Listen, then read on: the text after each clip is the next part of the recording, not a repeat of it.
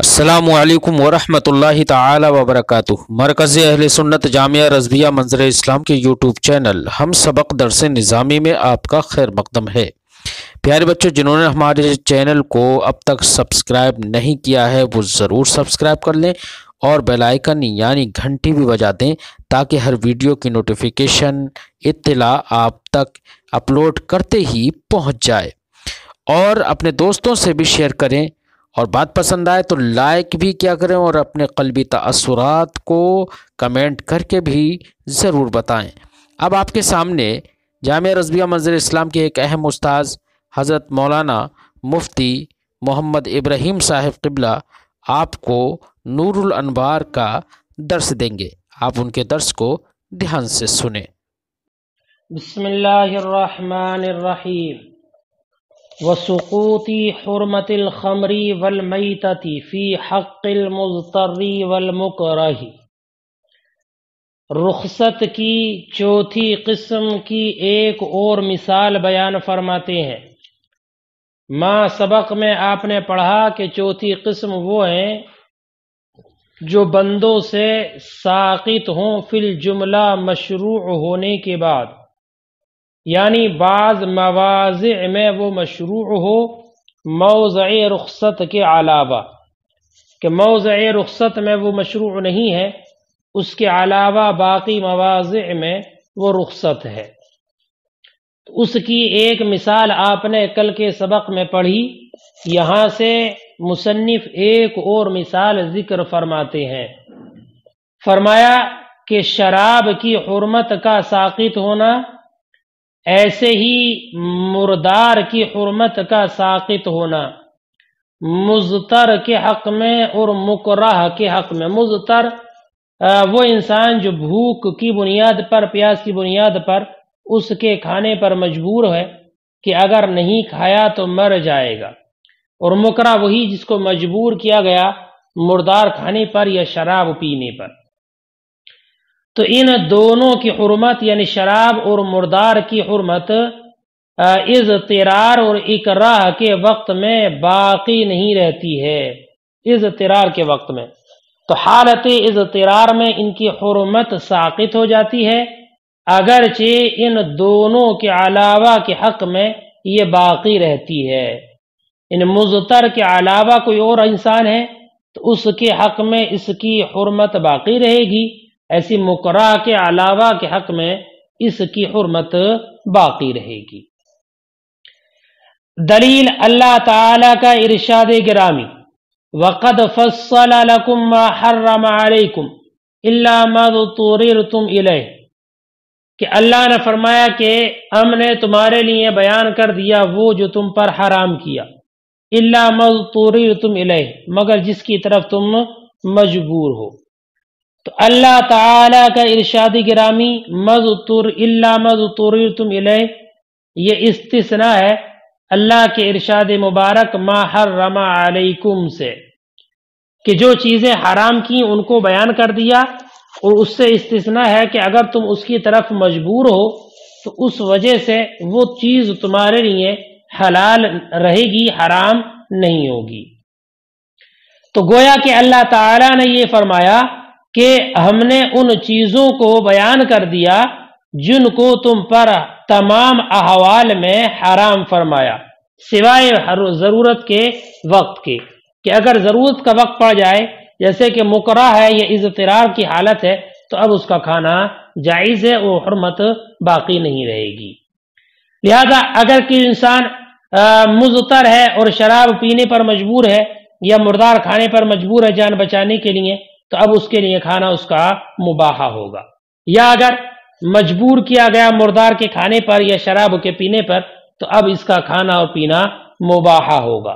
اگر نہیں کھایا مردار کو یا شراب کو نہیں پیا اور مر گیا تو اب یہ گناہگار ہوگا، اب یہ گناہگار ہوگا، اس لیے کہ یہ ایک مباح چیز کے کھانے سے روکا ہے، مباح چیز کے کھانے سے روکا ہے اور اس نے اپنی جان دے دی ہے۔ چونکہ مردار کی حرمت اور شراب کی حرمت اس کے حق میں ساقط ہو چکی ہے، باقی نہیں، تو اس کے حق میں تو وہ چیز اب مباح ہو گئی، لہذا اس کا کھانے پینے سے رکنا ایسے ہی ہے جیسے کہ مباح چیز سے رکنا. اب اگر یہ مر گیا تو یہ گناہگار ہوگا اور خود کو قتل کرنے والا ہوگا. برخلاف اس کی قسم اول کے جو آپ نے پڑھی، قسم اول میں کہ اگر مجبور کیا گیا کلمہ کفر کہنے پر، ہے نا، تو وہ اقرا اگر ہے کلمہ کفر کہنے پر اقرا ہے، تو وہاں پر آپ نے پڑھا کہ اگر وہ کلمہ کفر کہنے سے رک گیا اور قتل کر دیا گیا تو ایسی صورت میں وہ معذور ہوگا اور شہید ہوگا. تو فرق کیا ان دونوں میں؟ تو بیٹا فرق سنیں. فرق یہ ہے کہ اگرچہ اقرا علی الکفر کی بنیاد والی صورت میں بھی استثناء کا ذکر ہے. اللہ تعالیٰ نے ارشاد فرمایا الا من اکرہ وقلبہ مطمئن بالایمان، وقلبہ مطمئن بالایمان. تو یہاں پر بھی اگرچہ استثناء ذکر ہے، جیسے کہ یہاں پر الا ما اضطررتم میں استثناء ذکر ہے، دونوں جگہ پر استثناء ہے. لیکن اقرا علی الکفر جو ہے اس میں جو استثناء ہے یہ حرمت سے استثناء نہیں ہے. یعنی اس کا مطلب یہ نہیں ہے کہ اگر تمہیں کلمہ کفر کہنے پر مجبور کیا گیا تو اب تمہارے لیے کفر کہنا مباح ہو گیا، یہ نہیں ہے. بلکہ یہاں پر جو استثناء ہے وہ غضب اور عذاب سے استثناء ہے کہ اگر تم نے جان بوجھ کر وہ کفر کیا تو اس پر اللہ کا تم پر غضب اور عذاب ہوگا. لیکن اگر بحالت اکراہ کفر کیا تو اللہ کا غضب اور ناراضگی اور عذاب جو ہوتا وہ تم پر نہیں ہوگا. تو کلمہ کفر کے اکراہ والی صورت میں جو استثناء ہے وہ غضب سے استثناء ہے، حرمت سے استثناء نہیں ہے. اس لیے اگر وہاں پر رکا تو فعل حرام سے رکنے کی بنیاد پر وہ معذور ہوگا، ثواب پائے گا. لیکن یہاں پر چونکہ استثناء حرمت سے ہے، اگر وہ رکا اور مر گیا تو اب فعل مباح سے رکنے کی بنیاد پر اس کو گناہگار ٹھہرایا جائے گا اور وہ گناہگار ہو کر مرے گا. اب ترجمہ لگا لیں. فرماتے وہ سقوطی حرمت الخمری والمیتتی، اور شراب اور مردار کی حرمت کا ساقط ہونا، فی حق المضطر والمکرہ، مضطر اور مکرہ کے حق میں. فإن حرمتهما لم تبقى وقت الاضطرار، کہ ان دونوں کی حرمت باقی نہیں رہتی اضطرار اور اکراہ کے وقت میں بالکل بھی. وإن بقیت فی حق غیرهما، اگرچہ ان کے علاوہ کے حق میں باقی ہے.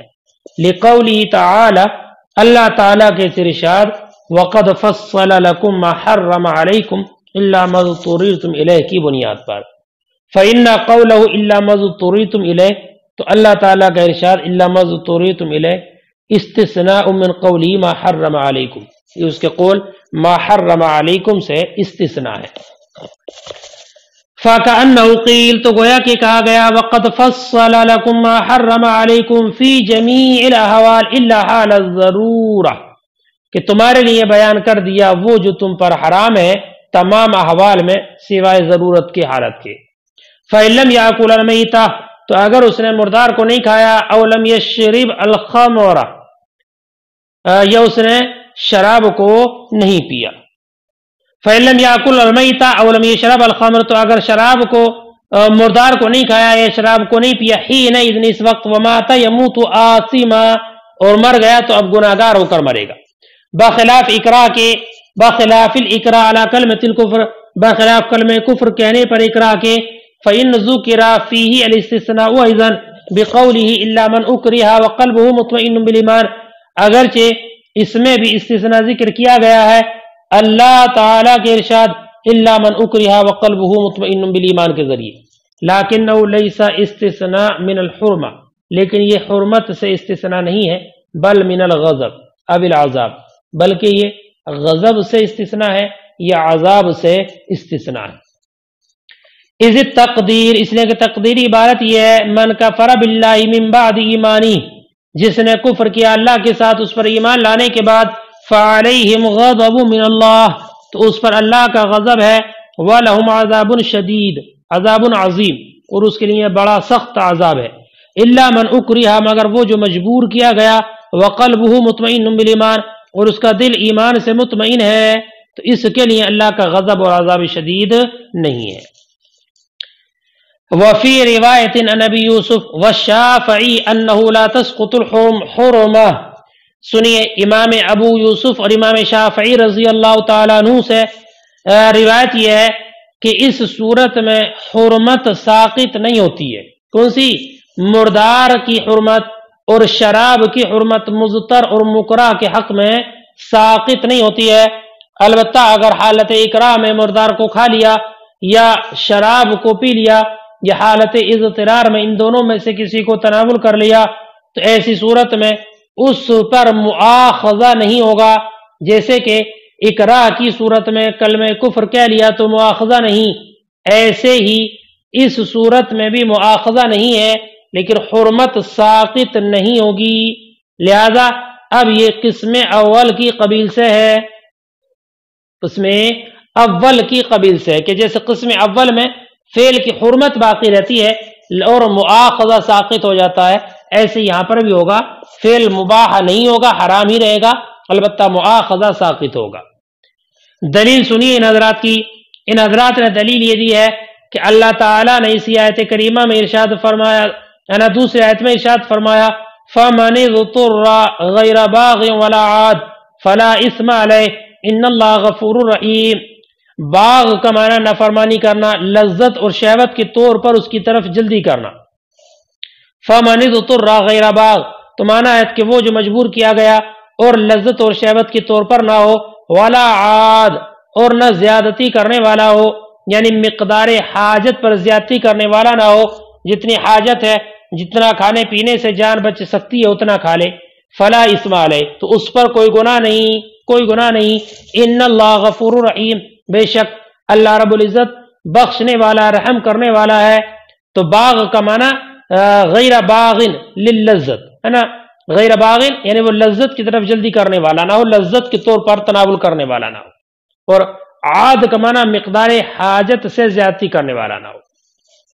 تو ان دونوں حضرات نے دلیل یہ دی ہے کہ اس آیت کریمہ میں اللہ تعالیٰ نے مغفرت کا اطلاق کیا، مغفرت کا، یہ کہا اللہ بخشنے والا ہے، رحم کرنے والا ہے۔ تو مغفرت کا اطلاق کرنا یہ اس بات پر دلالت کرتا ہے کہ حرمت قائم ہے، حرمت قائم ہے، اس لیے کہ اگر حرمت قائم نہ ہو تو پھر مغفرت کے اطلاق کرنے کا کیا معنی ہے؟ ان اللہ غفور رحیم، یہ اطلاق مغفرت اس بات پر دلالت کرتا ہے کہ حرمت باقی ہے۔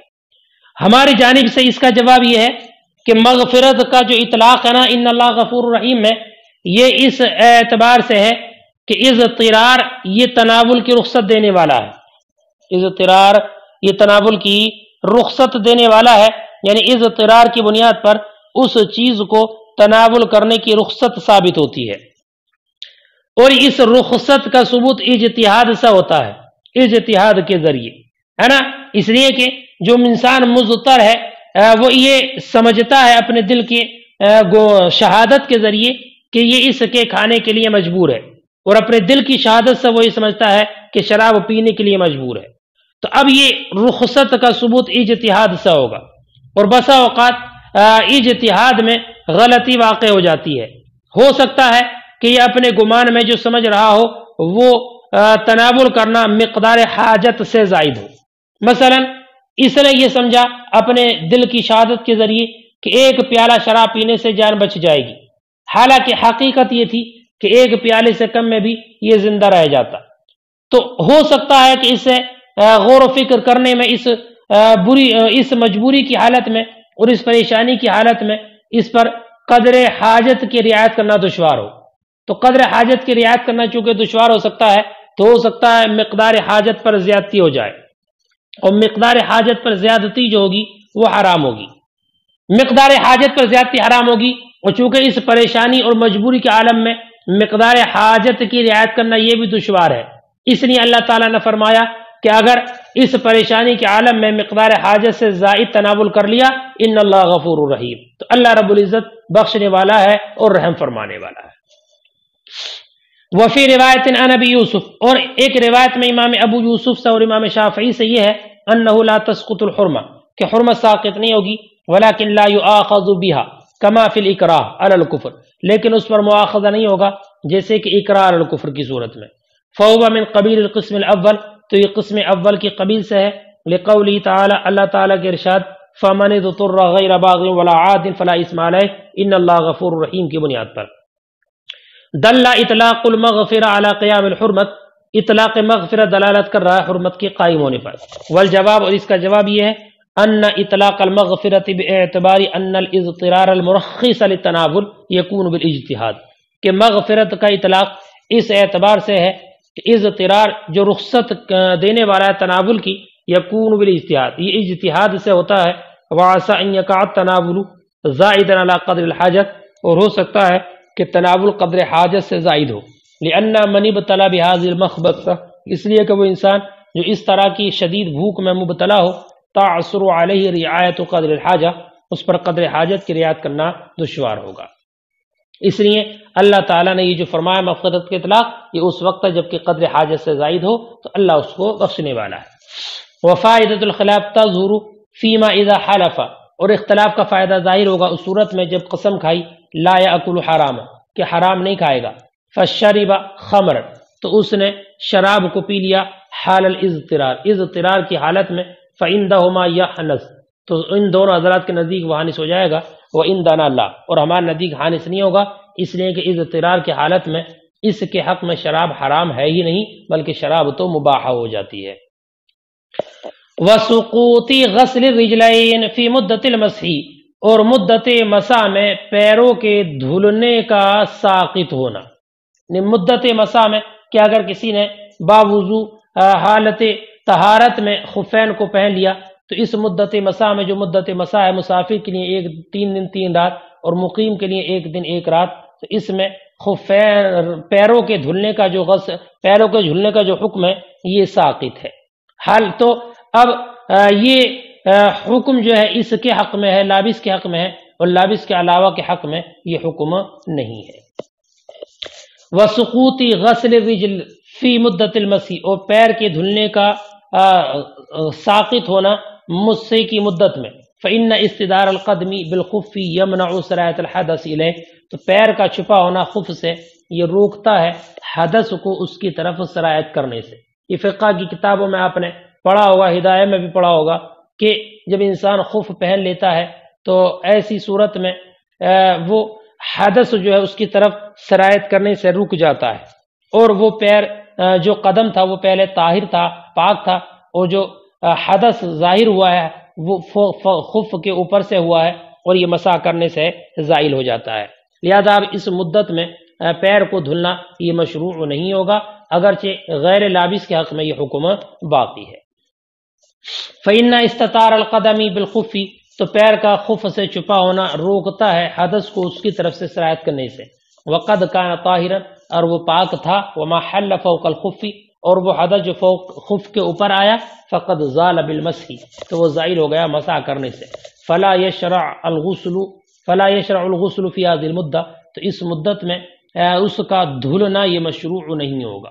لہذا اگر کوئی انسان ایسا ہے جو خف پہنے ہوئے ہے اور اس نے خف کو اتارے بغیر اپنے پیر کو حوض میں داخل کر دیا، تو اب وہ گناہگار ہوگا، اس لیے کہ یہ فعل مشروع نہیں ہے۔ وَإِنْ بَقِيَ فی حق غیر اللابس، اگرچہ یہ حکم غیر لابس کے حق میں باقی ہے کہ اس کے لیے پیر دھونے کا حکم ہے۔ وَهَذَا عَلَى روایت الاصولیین، اور یہ حکم اصولیین کی روایت کے مطابق ہے، لیکن اگر فقہا کے نزدیک دیکھیں تو فقہا یہ کہتے ہیں کہ اگر اس نے مدت مسح میں خف کو اتار دیا اور پیر کو دھو لیا تو اس میں کوئی حرج نہیں ہے، بلکہ وہ اب معجور ہوگا، ثواب پائے گا۔ وَأَمَّا صاحب الہدایہ، لیکن رہے امام صاحب ہدایہ اور دوسرے فقہا، فقد قال، تو انہوں نے کہا ہے، ان نزع الخف، اگر اس نے خف کو اتار دیا مدت میں، وغسل الرجل، اور پیر کو دھویا، یکون ماجورا، تو وہ معجور ہوگا۔ یہاں تک جو احکام مشروعہ کی 2 قسمیں تھیں، عزیمت اور رخصت، ان کی تفصیلی بیان سے مصنف فارغ ہوئے۔ عزیمت کے اقسام ذکر فرمائے، اور اس کے بعد رخصت کی اقسام اور اس کی مثالوں کو تفصیل سے مصنف نے یہاں تک بیان فرمایا۔